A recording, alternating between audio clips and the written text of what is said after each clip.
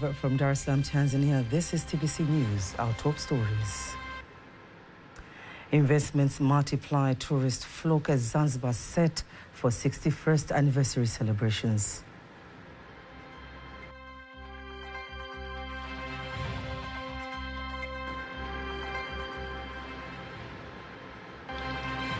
Zanzibar steps up drive as an education destination. Actually, I was quite shocked when I first came here of how nice the people were and how friendly and how helpful everyone here is.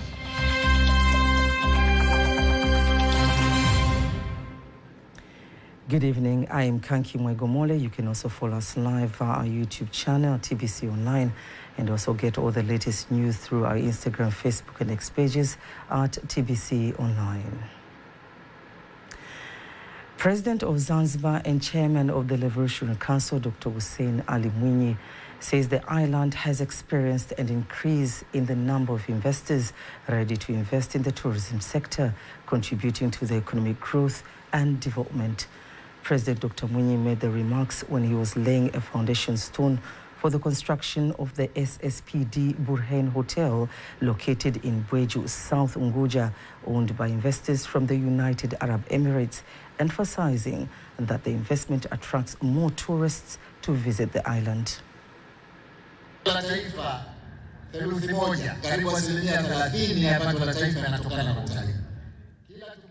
third of the national GDP comes from tourism. Every time we have investment in hotel sector, it means we get more tourists. This means we get more taxes. This means national income will grow. Therefore, there are many benefits from tourism, and let us continue attracting investors. Furthermore, Dr. Mwinyi says the investment also creates more employment opportunities for the locals. The investors have informed us that after the completion of this hotel, it will employ at least 500 young people directly. But there will also be indirect job opportunities for the youth. This involves those who will be selling products around the hotel. People will get a market for their products. On the other hand, the Executive Director of the Zanzibar Investment Promotion Authority, ZIPA, Saleh Saad Mohammed, says the 4-year period of the 8th term government, ZIPA, has registered more than 430 investment projects, indicating more increase in the number of investors. Today's event is part of the series of events to mark the 61st anniversary of the Zanzibar Revolution.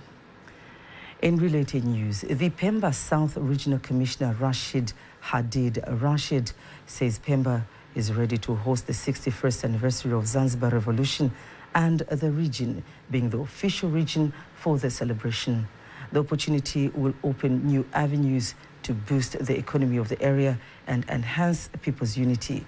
From the island, here's a report by Evans Muhando, read by Faida Ngaga. Pemba gears up for the 61st anniversary of Zanzibar Revolution celebrations, and the residents of the island expressed their gratitude to the government for selecting the region to hold the celebrations. The celebrations are usually done in Unguja, but this year the celebrations are done here in Pemba, and we are happy with these decisions. We have received this initiative with joy.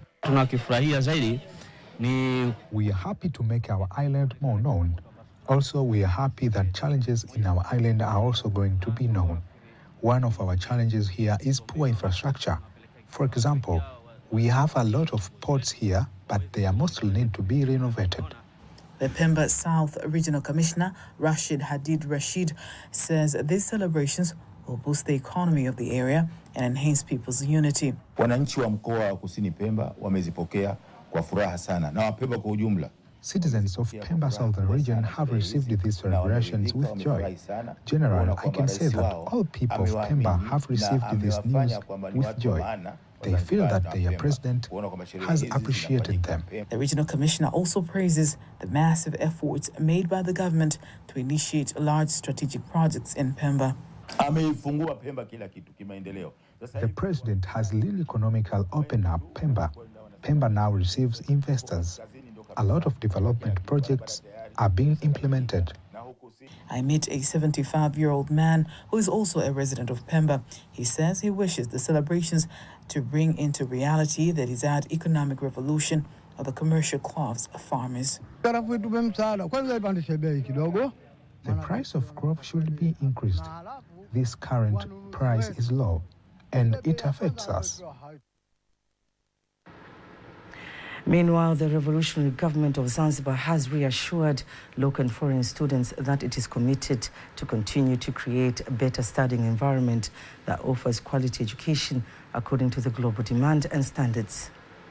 Speaking during the 18th graduation of foreign students from Sudan who have successfully completed their studies in the islands of Zanzibar, the Minister of Health, Nasor Ahmed Mazrui, says peace and stability in the country are one of the main reasons that the island attracts more students from around the world to opt to study in the island.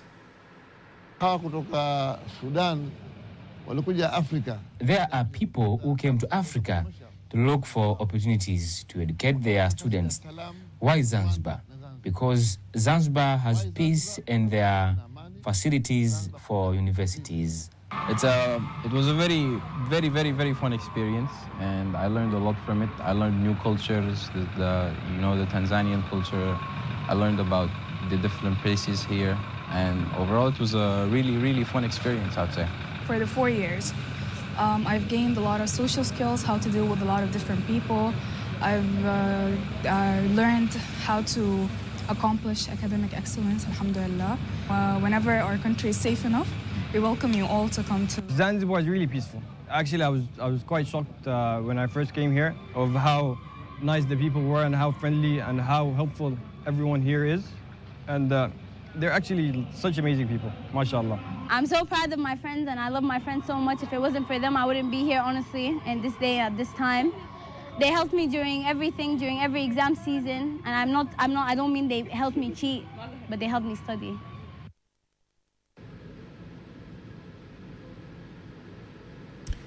Some residents of Mbeya region say they are eager to eyewitness the completion of the directive given by the President Dr. Samia Suluhu Hassan regarding the road construction in various areas in Mbeya city. They say the much-awaited 4-lane road from Salaga Uyole Valley to Songwe International Airport through the Ifisi area will revive new economic optimism and reduce accidents along the Tanzania to Zambia roads. Here's the story by Hosea Cheo, read by Teddy Mparanyanga. The much-awaited 4-lane road from Salaga Uyole Valley to the Songwe International Airport through the Ifisi area is one of the strategic projects here in the country that the government under Dr. Samia Suluhu Hassan says will be one of the priority projects in the year 2025. The directive given by the President Dr. Samia Suluhu Hassan brings new hope in the Mbeya region. Tutatoa kipaumbele katika utekelezaji wa miradi ya kupunguza msongamano. We shall prioritize projects that aims to reduce congestion in major cities such as Dar es Salaam, Arusha, Mwanza, Mbeya, and Dodoma, and simplify transportation in fast-growing cities. Among these projects is road projects in the city of Dodoma that they have reached 80% completion. The directive given by the President Dr. Samia Suluhu Hassan brings new hope in the Mbeya region. What she has said is true and it's possible to be implemented. More efforts have to be put forward. I can see that the construction of the road is ongoing. We expect the government to be more strict in the implementation. Many residents believe that the 29-kilometer major project 4-lane road will bring relief from congestion and reduce the frequent accidents that occur along the road. The traffic is usually very intense around the road. Therefore, when the road is completed, we'll be very grateful. We are grateful to President Samia. The manager of the Tanzania National Roads Agency, TANROADS, Mbeya Region Engineer, Matari Masige, says that under their management, the road will be completed according to the standards specified in the contract. As implementers of this project, we are making sure that the project is implemented in accordance with required standards. According to the contract, let me assure the people of Mbeya that the road is in high quality and the project will be completed even before the contract expires. As information and communication technology, ICT, continues to evolve and permeate every aspect of our lives, citizens are urged to prioritize a digital lifestyle that promotes better mental health, productivity, and a stronger sense of well-being. My colleague Robert Stephen explores more on the area. Speaking to TBC, a psychologist, Sardin Kimangare, shares some insight on the effect of unhealthy use of digital space. The use of digitals and social media do keep us away from the very close people physical, and we are so much close to the outside world, of which we cannot meet them or mingle with them. And as human beings, we are social beings. That means we are so well off when we are meeting other people. So when we are disconnected from other people, it automatically affects our mental health. So one of the things that is so much appeared in a digital world is the prevalence of anxiety, of which the constant notification, the demand to reply on time, and the pressure to present yourself as having a perfect life is one of the areas which is so much impacted by the digital world. On the other hand, young people who are in fact the group that uses digital spaces the most shared their experience on how they engage with social media platforms. I think I use well my phone in an optimal way because I take time to study and learn about how the world goes and the globalization, of course. And it helps me to cheer up also because I listen to music sometimes and I watch movies sometimes. My phone is something that helps me a lot in my life. For example, my assignments, research. I mean, the phone is something very small that fits in your hand, but it contains the whole world. So it is something that shouldn't be understated. Limiting screen time, cutting back on unnecessary apps, and being more deliberate on how and when one engages in technology can help to improve our social media use. Rio Bastevin, TBC News. The Tanzania Industrial Research and Development Organization, TURDO, urges Tanzania's food processing industry to set up a transparent and accountable system to guide food farmers to ensure they prioritize the quality of their products so as to secure and sustain local and international markets. Here are more details. Speaking to TBC News, the TURDO food and biotechnology expert, Dr. Purifier Kiwango, says food testing and research helps to protect the health of customers and producers to secure reliable markets for the products they produce. As a food and biotech division, we provide services on research and technical advice and on how to ensure that the products that are being produced from the industry or from the hotels meet the required specifications and that they are safe for consumption.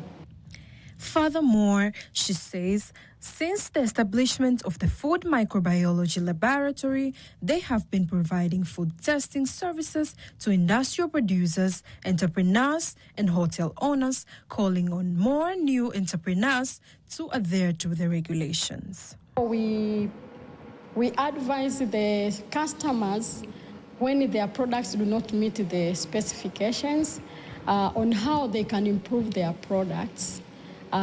For instance, it might happen that maybe the layout of their production line that does not meet the required principles, which could be a source of contamination of the food products. Amongst the food products that are tested include salt, fruit, juice, and processed foods such as wine and yogurt, to mention a few. In other news, Chief Sheikh and Mufti of Tanzania, Abubakar Zubair bin Ali, calls on Tanzanians to have been selected for the Morocco's Further Studies Scholarship to express a discipline and focus on their studies throughout the period when they're there. Here are more details. Mufti Abubakar Zubair made the call during a brief ceremony which was meant to hand over tickets and passports to students who have been awarded the scholarships at Mahat Takwin Aymar College in Morocco. Kwa hiyo inatakiwa ufanye hima na juhudi katika kusoma kwenu. I encourage you to put extra effort in your studies and not just tour around the country. I encourage you to be respectful to your teachers, to the university administration, and to your fellow students. Do not do anything to bring disrespect to BAKWATA. Instead, you should come back and be of impact to BAKWATA. On the other hand, the students who have been granted the scholarship opportunities to study in Morocco say they're resolved to capitalize on the scholarships given. BAKWATA should continue to provide these opportunities to us.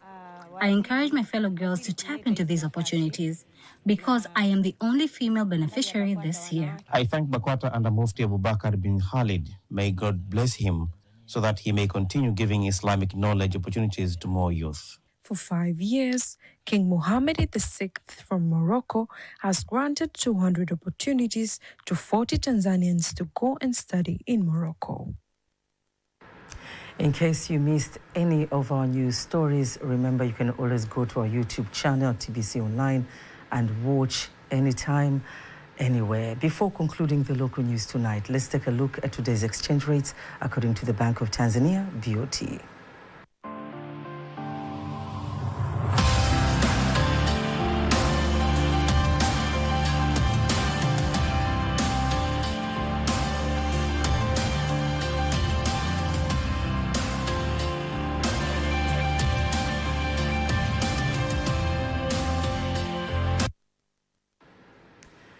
Don't miss TBC News every weekday to know all the latest in the exchange rates. It's now time for the international news.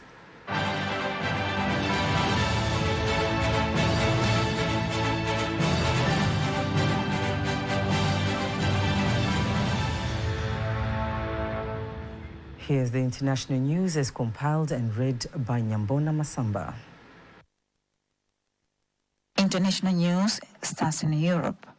The corruption trial of former French President Nicolas Sarkozy is underway in Paris. He is accused of illegal bankrolling a presidential bid with funds from the Libyan leader Colonel Muammar Gaddafi. Sarkozy was in office from 2007 to 2012. If convicted, he could face a decade behind bar.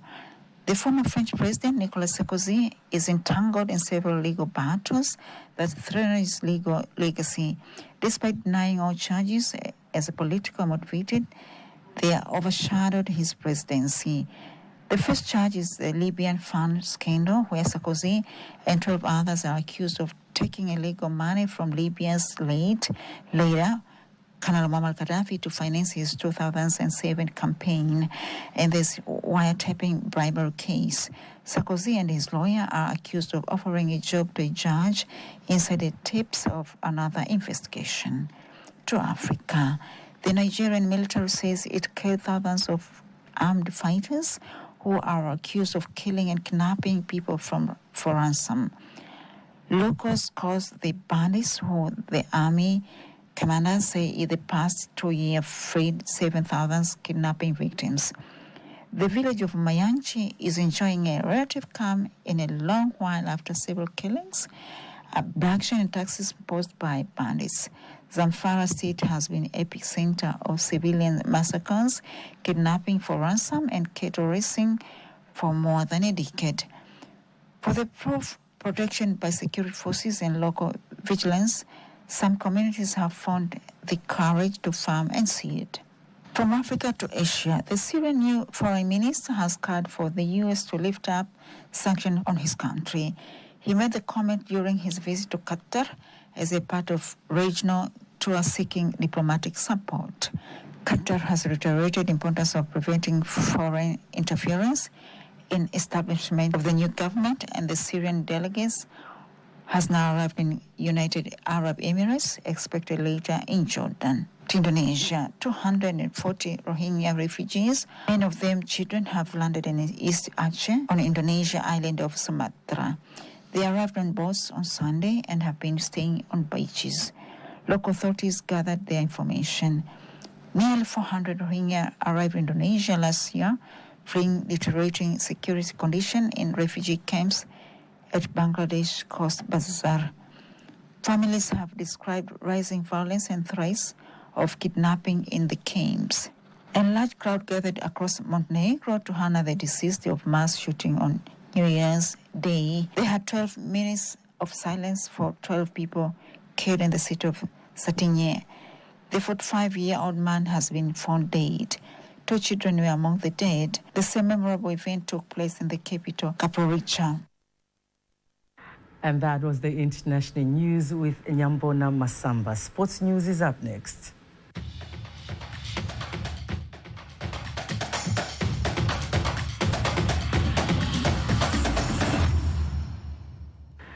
And in sports, Eye Care Foundation Program Director Richard Ntambo says his program has collaborated with Tanzania Basketball Federation TBF to host a basketball clinic in Bagamoyo, aiming at creating more employment opportunities for the youth. Ntambo adds that the opportunity was another step to ensure young people are given a good chance to learn and practice in other countries to enhance their skills and knowledge of the game. What you see today is just the progression of what we started last year, 2024. And it has been an honor for us to be part of the community, to be part to equip these kids to reach their dreams through the power of sports. So our plan is to be able to train the kid and take them to US for competition and extensive training. And we do that in both Tanzania and Uganda. And it's very important that, as you have seen today, we also train, we have the mental health sessions and the ICT sessions. We need the kids to learn mental health because it's very important. We need not only to build the future, but a strong future. 120 youth from Bagamoyo district will participate in the clinic, hoping that they will use the skills obtained to create employment opportunities to the community. And finally, Tanzania Baseball Association TABSA Secretary Abubakar Rajab says the current financial challenges have been a major obstacle preventing them from participating in the international tournament held in South Africa at the end of December 2024. Rajab told a TBC reporter in Dar es Salaam that despite successfully conducting a long-term training camp, their efforts seem to have hit a dead end and they are now focusing their energy to the domestic league. Baseball 5, the team had to go to South Africa, but it was not possible because of financial issues. In the world rankings, it affects us at the team and the federation that we are not going up in the world rankings, especially for Baseball 5 and baseball. So right now the team is not going to South Africa, so we are planning for the next competition. And that's the end of this sports news. Before we conclude the news bulletin for tonight, let's take a look at the weather forecast for the next 24 hours. Good evening. Once again, this is 24 hours weather forecast from Tanzania Meteorological Authority. Wind flow patterns, average wind speed expected over the most part of our country. And the rainfall signal are touching over southern western highland, extending to southern part of our country. For tonight, we expect future particle condition, thunder shower over Furia over the western part, southern western highland, southern Morogoro, together with the Ruvuma regions. The rest part of our country expect future particle condition. For tomorrow, we expect future particle condition, thunderstorm over Furia and sun period over the Lake Victoria Basin, while western part expect future particle condition, thunder shower over Furia and sun periods. Southern western highland, together with the Ruvuma, expect future cloud condition, thunder shower over Furia and sun interval. Central Party, Morogoro region, together with southern coast, expect future particle condition, light rain shower over Furia and sun period. The rest part of our country expect future particle condition and long sun periods. Let's have a look for the 4 days weather forecast for some part of our country, starting from the day after tomorrow. Dar es Salaam expect future particle condition, light rain shower over Furia for 11th of January. While Dodoma expect future light rain shower over Furia for 9th, 10th, and 11th of January. Mbeya expect future particle condition, rain shower over Furia and sun periods. Mwanza for 9th, 10th, and 11th of January expect future thunder shower over Furias. Kilimanjaro expect future light rain shower over Furia and sun period for 11th of January. Morogoro, 11th of January expect future light rain shower over Furia and sun periods. For Arusha, expect future light rain shower for 11th of January. Dear viewer, we thank you for watching us and have a good night. And that marks the end of the news bulletin for tonight. Don't miss our next bulletin in Kiswahili at 11 p.m. On behalf of the whole team, I am Kanki Mwegomole. Good night.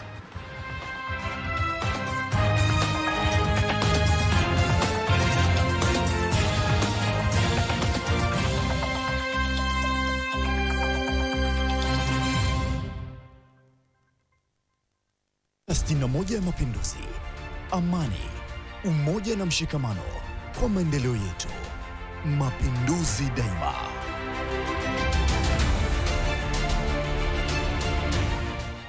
Unaangalia TBC One, ukweli na uhakika.